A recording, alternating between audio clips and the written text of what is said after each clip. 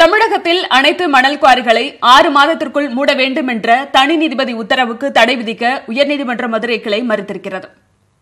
மலேசியாவிலிருந்து இறக்குமதி செய்யப்பட்ட மணலுக்கு தமிழக கனிமவளத்துறை தடை விதித்ததை எதிர்த்து MRM ராமையா என்டர்பிரைசஸ் நிறுவனம் உயர்நீதிமன்ற மதுரை கிளையில் வழக்கு தொடர்ந்தது. இந்த வழக்கில் தமிழகத்தில் உள்ள அனைத்து மணல் குவாரிகளையும் 6 மாதத்தில் மூட வேண்டும் என்றும் கிரானைட் குவாரிகளையும் படிப்படியாக மூட நடவடிக்கை எடுக்க வேண்டும் என்றும் தனி நீதிபதி உத்தரவு பிறப்பித்திருந்தார். இதனை எதிர்த்து உயர்நீதிமன்ற மதுரை கிளையில் நெல்லை, தூத்துக்குடி, கன்னியாகுமரி மாவட்ட ஆட்சியர்கள் சார்பில் மேல்முறையீடு செய்யப்பட்டது. இந்த வழக்கில் விளக்கம் அளிக்க தமிழக அரசுக்கு போதிய கால அவகாசம் தரப்படவில்லை என்றும் கனிமவளச் சட்டத்தின் உரிய அனுமதி பெறாமல் மணலை சேமித்து வைப்பதும் விற்பனை செய்வதும் குற்றமாகும் என்றும் கூறப்பட்டது. இந்த அதிகாரத்தின் அடிப்படையிலேயே வெளிநாட்டிலிருந்து இறக்குமதி செய்யப்பட்ட மணலை போக்குவரத்து உரிமம் இல்லாமல் வேறு இடங்களுக்கு கொண்டு செல்லவும் விற்பனை உரிமம் பெறாமல் விற்பனை செய்யவும் தடை விதிக்கப்பட்டதாகவும் ஆட்சியர்கள் தரப்பில் கூறப்பட்டது. இந்த வழக்கில் 2 தரப்பு வாதங்கள் நிறைவு பெற்று நீதிபதிகள் கல்யாண சுந்தரம், கிருஷ்ணவள்ளி அமர்வு இன்று தீர்ப்பளித்தது. தனி நீதிபதியின் உத்தரவுக்கு தடை விதிக்க மறுத்துவிட்ட 2 நீதிபதிகள் அமர்வு 6 மாதங்களில் அனைத்து மணல் குவாரிகளையும் மூட வேண்டும் என்ற தனி நீதிபதியின் உத்தரவையும் உறுதி செய்தது. தமிழக அரசின் மேல்முறையீட்டு மனுவையும் தள்ளுபடி செய்து நீதிபதிகள் உத்தரவிட்டார்கள்.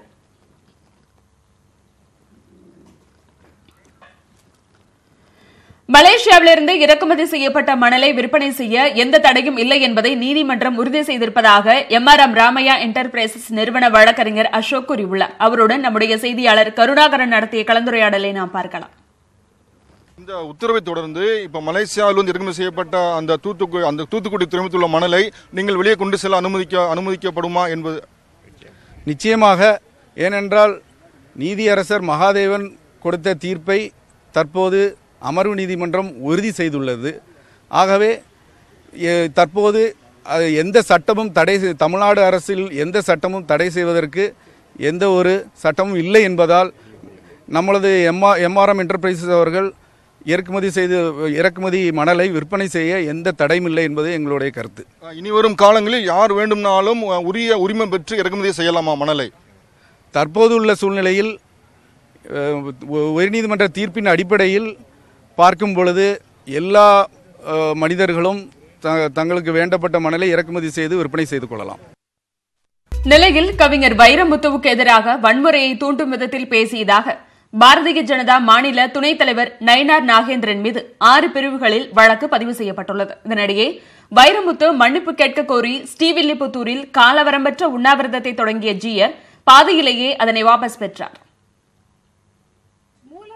நெல்லையில் வைரமுத்துவை கண்டித்து நடைபெற்ற ஆர்ப்பாட்டத்தில் இரு பிரிவினரிடையே மோதலை தூண்டும் விதத்தில் பேசியதாக பாரதிய ஜனதா மாநில துணைத் தலைவர் நயினார் நாகேந்திரன் மீது வழக்கு பதிவு செய்யப்பட்டுள்ளது.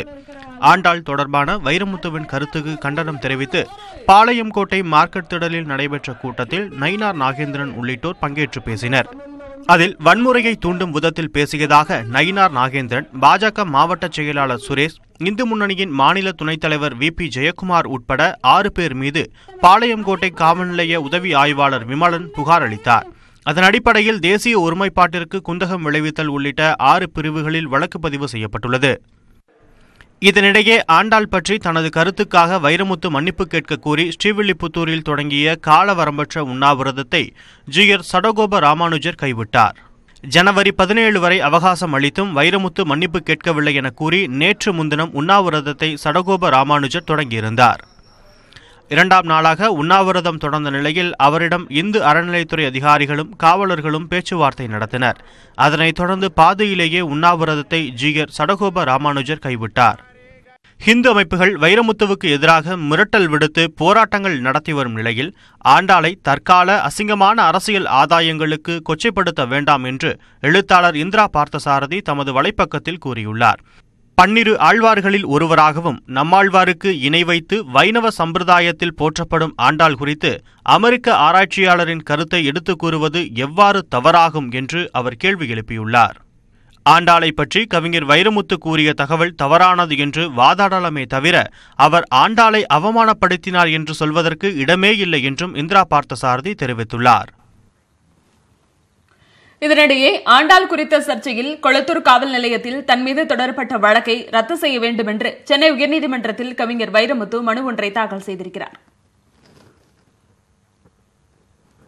சென்னை சூப்பர் கிங்ஸ் அணிக்காக மீண்டும் ரவிச்சந்திரன் அஸ்வினை சேர்க்க முயற்சி மேற்கொள்வோம் என்று மகேந்திர சிங் தோனி தெரிவித்திருக்கிறார். ஆழ்வார்பேட்டையில் நடைபெற்ற தனியார் நிகழ்ச்சியில் பங்கேற்று பேசிய தோனி நீண்ட இடைவேளைக்கு பிறகு சென்னை அணிக்காக களமிறங்க இருப்பதை ஆவலுடன் எதிர்நோக்கியிருப்பதாக தெரிவித்தார். மேலும் 2 ஆண்டுகள் சென்னை அணி IPL கிரிக்கெட் போட்டியில் விளையாடாத போதும் ரசிகர்கள் எண்ணிக்கை பல மடங்கு அதிகரித்திருப்பதாக குறிப்பிட்டார். மேலும் சென்னை தன்னுடைய 2வது தாய் வீடு என்பதை ரசிகர்கள் உணர்த்தியிருப்பதாகவும் அவர் பெருமிதம் தெரிவித்தார். அத்துடன் எதிர்வரும் IPL தொடருக்காக நேரடியாக ரவிச்சந்திரன் அஸ்வினை தக்கவைக்க முடியாத சூழல் ஏற்பட்ட போதும் ஏலத்தின் போது அவரை எடுக்க முயற்சி செய்வோம் என்றார். மேலும் கிரிக்கெட் போட்டியை பொறுத்தவரையில் விக்கெட் கீப்பர் கேப்டனாக செயல்படுவது அணிக்கு மிகப்பெரிய பலமாக அமையும் என்றும் தோனி தெரிவித்தார். We had done the same thing in the past. We'll definitely go for him in the auction. But as I said, it's not only him. The other players that we want. Ashwin definitely coming, being a local lad. We want a lot of local players to be part of CSK.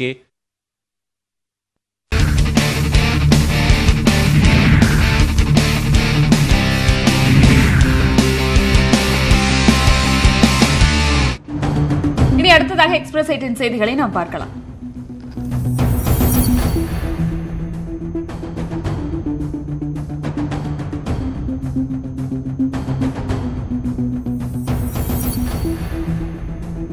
உச்சநீதிமன்ற நீதிபதிகள் 4 பேர் விவகாரம் குறித்த செய்தியாளர்களின் கேள்விக்கு தலைமை நீதிபதி தீபக் மிஸ்ரா பதிலளிக்க மறுத்துள்ளார். டெல்லியில் நடைபெற்ற உச்சநீதிமன்ற வழக்கறிஞர்களுக்கான மருத்துவ முகாமில் தலைமை நீதிபதி தீபக் மிஸ்ரா கலந்து கொண்டார். நிகழ்ச்சிக்கு பிறகு 4 வழக்கறிஞர்கள் குறித்து செய்தியாளர்கள் கேள்வி எழுப்பினர். அதற்கு பதில் ஏதும் சொல்லாத தீபக் மிஸ்ரா புன்னகைத்தபடியே அங்கிருந்து புறப்பட்டுச் சென்றார்.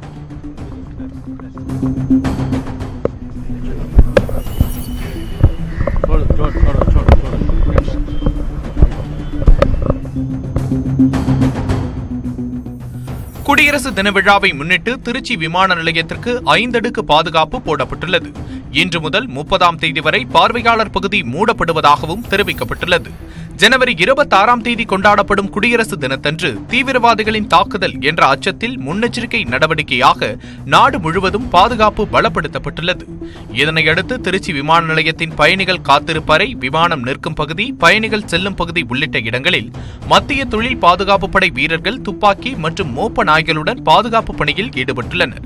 இதேபோல விமான நிலையத்திற்குள் செல்லும் பயணிகள் அனைவரும் தீவிர சோதனைக்கு உட்படுத்தப்பட்ட பிறகே அனுமதி வழங்கப்படுகிறது. திருச்சி விமான நிலையம் மட்டுமில்லாமல் ஸ்ரீரங்கம் ரங்கநாதர் ஆலயத்திலும் பாதுகாப்பு பலப்படுத்தப்பட்டுள்ளது. ரஜினிக்கு பின்னால் பாஜக செயல்படுகிறதா என்பதை ரஜினிதான் தெளிவுபடுத்த வேண்டும் என்று இந்திய கம்யூனிஸ்ட் கட்சியின் மூத்த தலைவர் ஆர் நல்லக்கண்ணு கூறியுள்ளார். சென்னையில் ஜீவா மலர் வெளியீட்டு விழாவில் பேசிய அவர், முன்னாள் அமைச்சர் ப. வளர்மதிக்கு பெரியார் விருது வழங்கப்பட்டிருப்பது அவருக்கே ஆச்சரியத்தை ஏற்படுத்தியிருக்கும் என்று தெரிவித்தார்.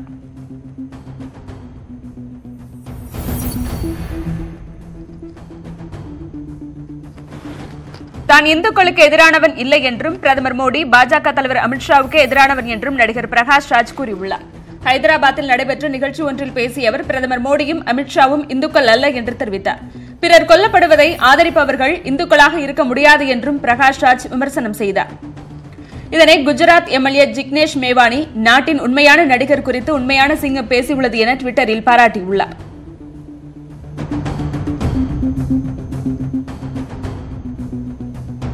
தமிழகத்தில் நேற்று பல்வேறு நிகழ்ச்சிகளில் பங்கேற்ற துணை குடியரசுத் தலைவர் வெங்கையா நாயுடுவை வழியனுப்பும் நிகழ்ச்சி நடைபெற்றது.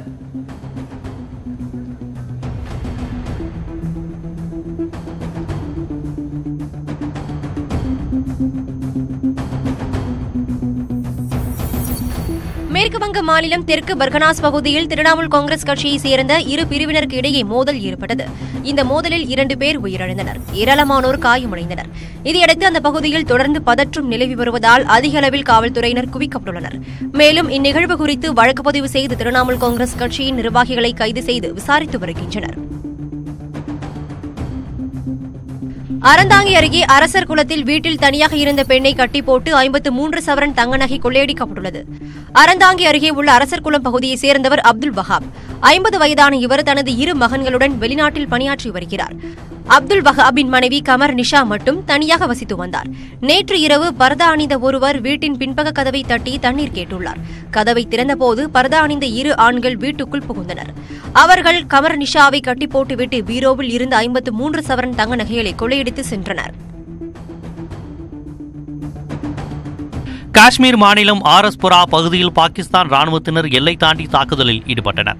இந்த தாக்குதலில் பொதுமக்கள் 2 பேர் உயிரிழந்தனர், 4 பேர் காயமடைந்தனர். காயமடைந்தவர்கள் மீட்கப்பட்டு சிகிச்சைக்காக மருத்துவமனையில் சேர்க்கப்பட்டுள்ளனர். பாகிஸ்தான் அத்துமீறலை அடுத்து இந்திய ராணுவத்தினர் பதிலடி கொடுத்து வருகின்றனர். இதேபோல் சம்பா பகுதியிலும் பாகிஸ்தான் ராணுவத்தினர் நடத்திய தாக்குதலில் பொதுமக்களில் சிலர் காயமடைந்துள்ளனர். கோவா மாநிலத்தில் தேசிய நெடுஞ்சாலையில் அமோனியா ஏற்றிச் சென்ற லாரி விபத்திற்குள்ளானதில் வாயு கசிந்ததை தொடர்ந்து ஒரு கிராமமே வெளியேற்றப்பட்டது. மர்மகோவா துறைமுகத்தில் இருந்து அமோனியா ஏற்றிய லாரி ஒன்று வாஸ்கோட காமாவிற்கு சென்று கொண்டிருந்தது. டபோலிம் விமான நிலையம் அருகே சென்றபோது லாரி விபத்திற்குள்ளானதில் அமோனியா வாயு கசிய தொடங்கியது. இதில் பாதிக்கப்பட்ட 2 பெண்கள் உடனடியாக மருத்துவமனையில் அனுமதிக்கப்பட்டனர். அருகே உள்ள கிராம மக்கள் அனைவரும் அங்கிருந்து வெளியேற்றப்பட்டனர். சம்பவ இடத்திற்கு சென்ற தேசிய பேரிடர் மீட்பு படையினர் மீட்பு பணியில் ஈடுபட்டுள்ளனர். கரூரில் தனியார் கல்லூரி மாணவர் உயிரிழந்ததில் சந்தேகம் இருப்பதாக கூறி உறவினர்கள் சாலை மறியலில் ஈடுபட்டனர். புலியூரில் உள்ள தனியார் பொறியியல் கல்லூரியில் மெக்கானிக்கல் 3ஆம் ஆண்டு பயின்று வந்தவர் முபாரக். இவர் நேற்று மாலை கல்லூரி முடிந்து வெளியில் வந்தபோது மயங்கி விழுந்தார். மருத்துவமனைக்கு கொண்டு சென்றபோது மாணவர் உயிரிழந்து விட்டதாக தெரிவிக்கப்பட்டது. இதனால் மாணவர் மரணத்தில் சந்தேகம் உள்ளதாக கூறி உறவினர்கள் சாலை மறியலில் ஈடுபட்டனர். கிருஷ்ணகிரி அணை கட்ட நிலம் கொடுத்த கிராம மக்கள் 3 தலைமுறைகளாக பட்டா கேட்டு தொடர் போராட்டம் மேற்கொண்டு வருகின்றனர். இது பற்றிய ஒரு செய்தி தொகுப்பை நாம் பார்க்கலாம்.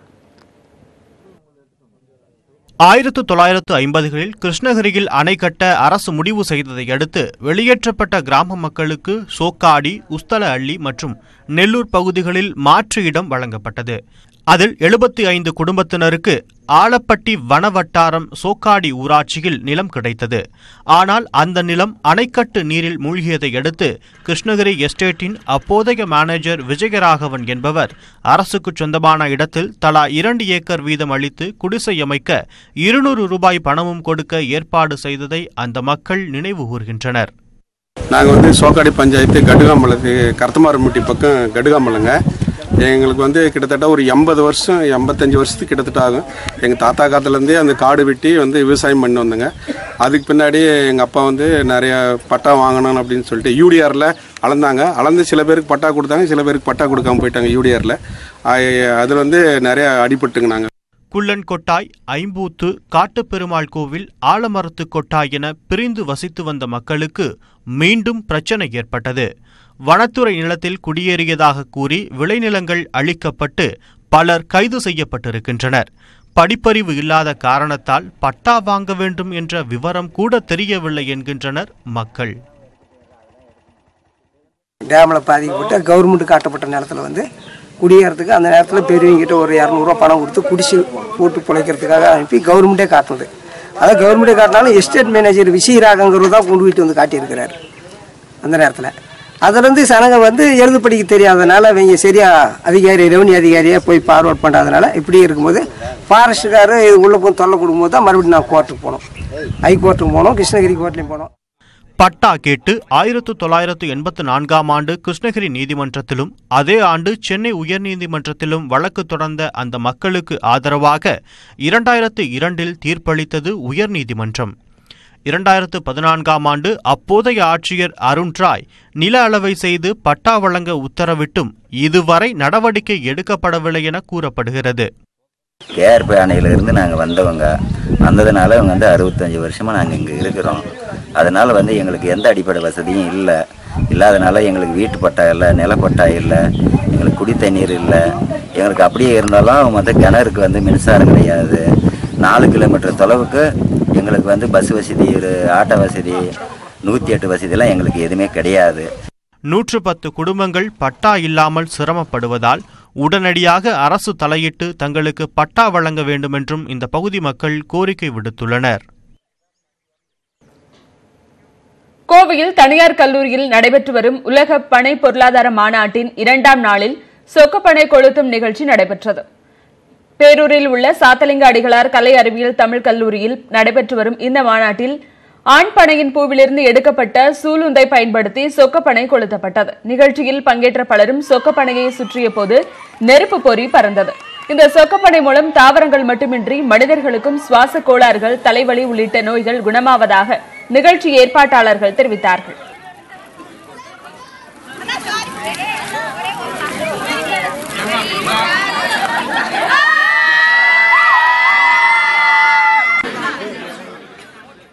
புதுச்சேரிக்கு சுற்றுலா வந்த பிரான்ஸ் நாட்டை சேர்ந்த காதலர்கள் இந்து முறைப்படி பெருமாள் கோவிலில் தாலி கட்டி திருமணம் செய்து கொண்டார்கள். விடுமுறைக்காக பிரான்சில் இருந்து வந்த காதலர்களான டேவிட் மற்றும் கரோலின் ஆகியோர் தமிழ் கலாச்சாரத்தால் ஈர்க்கப்பட்டு இந்து முறைப்படி கோவிலில் திருமணம் செய்ய முடிவெடுத்தார்கள். அதன்படி புதுச்சேரி முத்தியால்பேட்டையில் இருக்கக்கூடிய பெருமாள் கோவிலில் மணப்பந்தல் அமைக்கப்பட்டது. மாப்பிள்ளை டேவிட் ஜிப்பா அணிந்து மணமேடையில் வீற்றிருக்க, மணப்பெண் கரோலின் சிவப்பு வண்ண புடவையில் அழைத்து வரப்பட்டார். மேள தாளத்துடன் மந்திரங்கள் ஒலிக்க கரோலினுக்கு டேவிட் தாலி கட்டினார். இந்த திருமண விழாவில் பிரான்ஸ் நாட்டை சேர்ந்த உறவினர்கள் வேட்டி சிலை அணிந்து பங்கேற்றதுடன் அச்சத்தை தூவி வாழ்த்தினர்.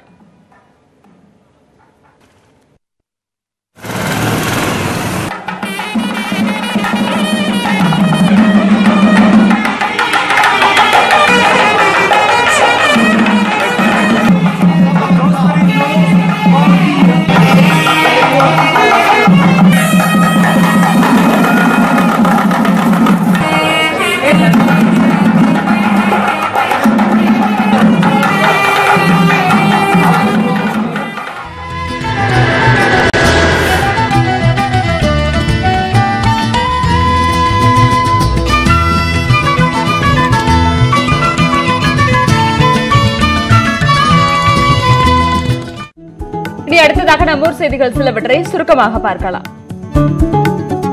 மன்னார் வளைகுடா கடலில் விசைப்படகு மற்றும் நாட்டு படகு மீன்பிடி தொடர்பான ஆலோசனை மற்றும் கருத்து கேட்பு கூட்டம் ராமநாதபுரம் மீன்வளத்துறை அலுவலகத்தில் நடைபெற்றது. இதில் வாரத்தில் 3 நாட்கள் மட்டும் மீன் பிடிப்பதற்கு விசைப்படகு மீனவர்கள் சம்மதம் தெரிவித்தார்கள். மேலும் நாட்டு படகிற்கும் டோக்கன் முறை அமல்படுத்த வேண்டும் என வலியுறுத்தினர். அதே நேரத்தில் கரையோரத்தில் விசைப்படகுகள் மீன்பிடிப்பதற்கு நாட்டுப்படகு மீனவர்கள் எதிர்ப்பு தெரிவித்தார்கள். கடலூர் மாவட்டம் வடலூரில் ஜல்லிக்கட்டு வெற்றி விழா கொண்டாட்டம் நடைபெற்றது. பெலிக்ஸ் உடற்பயிற்சி மையமும் மாவட்ட மக்கள் பாதை இயக்கமும் இணைந்து நடத்திய இந்த விழாவின் போது சிலம்பாட்டத்துடன் ஊர்வலமும் நடைபெற்றது. இந்த ஊர்வலத்தில் நாட்டு மாடுகள், நாட்டு நாய்கள், நாட்டு ஆடுகள் பங்கேற்றன. திருச்சி சமயபுரம் அருகே சென்னைக்கு சோப்பு மற்றும் சோப்பு பவுடர் ஏற்றி வந்த லாரி கவிழ்ந்த விபத்தில் ஓட்டுநர் மற்றும் கிளீனர் படுகாயமடைந்தார்கள். திண்டுக்கல்லில் இருந்து சோப்பு ஏற்றிக்கொண்டு புறப்பட்ட லாரி சமயபுரம் அருகே ஓட்டுநரின் கட்டுப்பாட்டை இழந்து சாலையில் கவிழ்ந்தது. காயமடைந்த ஓட்டுநர் மற்றும் கிளீனர் மருத்துவமனையில் அனுமதிக்கப்பட்டுள்ளனர். திருவண்ணாமலை அடுத்த ராஜதாங்கலில் ஓய்வு பெற்ற கால்நடை மருத்துவரின் வீட்டின் பூட்டை உடைத்து 70 சவரன் தங்க நகை கொள்ளையடிக்கப்பட்டது. ஓய்வு பெற்ற கால்நடை மருத்துவரான சேகர் தன்னுடைய சகோதரரின் காப்பீட்டுத் தொகையை பெற விருத்தாச்சலம் சென்றுவிட்டார். இரவு அவர் வீடு திரும்பிய போது வீட்டின் முன்பக்க கதவு உடைக்கப்பட்டு பீரோவில் வைக்கப்பட்டிருந்த 70 சவரன் நகை, 2 கிலோ வெள்ளி, 60,000 பணம் கொள்ளையடிக்கப்பட்டது. இதுகுறித்து வேட்டவலம் போலீசார் வழக்கு பதிவு செய்து விசாரணை மேற்கொண்டு வந்தனர்.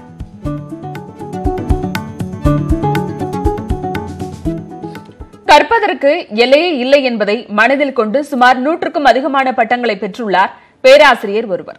முற்றிலும் வியக்கத்தக்க இவருடைய சாதனைகளை பற்றி விவரிக்கிறது இந்த ஒரு செய்தி தொகுப்பு. பட்டம் பெறுவது மட்டுமே தன்னுடைய வாழ்க்கையாகவும் உயர்ந்த லட்சியமாகவும் கொண்டு வாழ்ந்து வரும் இவர் சென்னை கொடுங்கையூரைச் சேர்ந்த பார்த்திபன். 1981 பச்சையப்பா கல்லூரியில் இளங்கலை வணிகவியலில் பெற்ற பட்டமே இவரது முதல் பட்டம்.